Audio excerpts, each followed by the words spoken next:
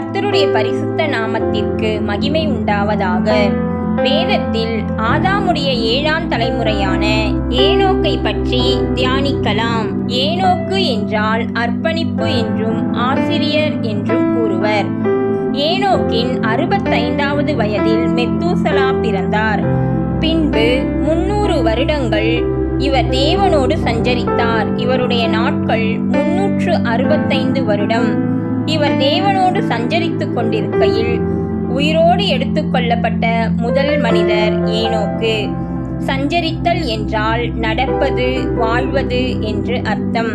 ஆங்கில வேதத்தில் Enoch walked with God என்று வாசிக்கலாம். தேவனோடு சஞ்சரித்த நாட்களில் தன் குடும்பத்தையும் நடத்தியிருக்கின்றார். வேதத்தில் ஆதியாகமம் 5:21 முதல் 24 வரை வாசிக்கலாம். ஏனோக்கு 65 வயதான போது மெத்தூசலாவை பெற்றான். ஏனோக்கு மெத்தூசலாவை பெற்ற பின் 300 வருஷம் தேவனோடே சஞ்சரித்து கொண்டிருந்து குமாரரையும் குமாரத்திகளையும் பெற்றான்.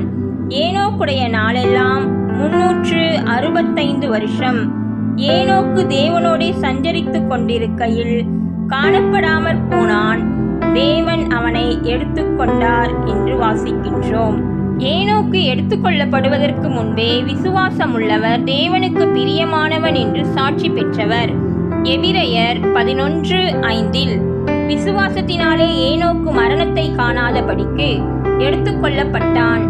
தேவன் அவனை எடுத்துக்கொண்டபடியினாலே அவன் காணப்படாமற் போனான். அவன் தேவனுக்கு பிரியமானவன் என்று அவன் எடுத்துக்கொள்ளப்படுவதற்கு முன்னமே சாட்சி பெற்றான் என்று வாசிக்கின்றோம். அது மாத்திரமல்ல, இவர் மக்களின் பாவங்களை குறித்து உணர்த்தியவர் என்றும் கிறிஸ்துவின் 2ஆம் வருகையை குறித்து முதல் தீர்க்க தரிசனம் உரைத்தவர் என்றும் வேதத்தில் காண்கிறோம். யூதா எழுதின நிருபத்திலே 14ஆம் வசனமும் 15ஆம் வசனத்திலும் காணலாம்.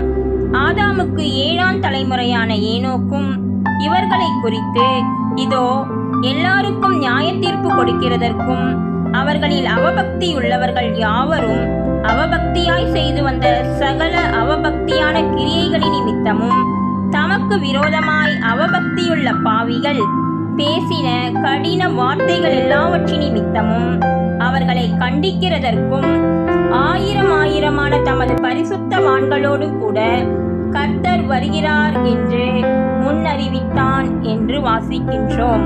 நாம் நம்முடைய வாழ்க்கையில் ஒரு நாளைக்கு எவ்வளவு நேரம் தேவனோடு செலவிடுகின்றோம்? தேவனுக்கு பிரியமாய் வாழ்கின்றோமா? நமக்குள் நம்முடைய விசுவாசம் எப்படிப்பட்டதாய் இருக்கின்றது? நாம் தவறு செய்கிறவர்களோடு உடன்படுகின்றோமா அல்லது அவர்கள் செய்யும் தவறை கண்டித்து உணர்த்துகின்றோமா என்று சிந்திப்போம். நம்மை உண்டாக்கின தேவனோடு நம் உறவு எப்படி இருக்கின்றது என்பது மிகவும் அவசியம். உலக மக்களோடு ஆடிப்பாடி கொண்டாடுவதை விட உண்டாக்கினவரோடு உறவாடுவது எவ்வளவு பெரிய பாக்கியம்! அதைவிட மகிழ்ச்சி நமக்கு உலகில் வேறு ஏதும் இல்லை என்பதை ஒவ்வொரு நொடியும் நினைவில் கொள்ளுவோம். தேவனுடைய வருகையில் தேவன் நம்மை எடுத்துக்கொள்ள நாம் தேவனோடு வாழ தேவனுடைய வழியில் நடப்போம். தேவனுடைய வருகை மிக சமீபமாய் இருக்கின்றது. ஆயத்தமாகுவோம், பிறரையும் ஆயத்தப்படுத்துவோம்.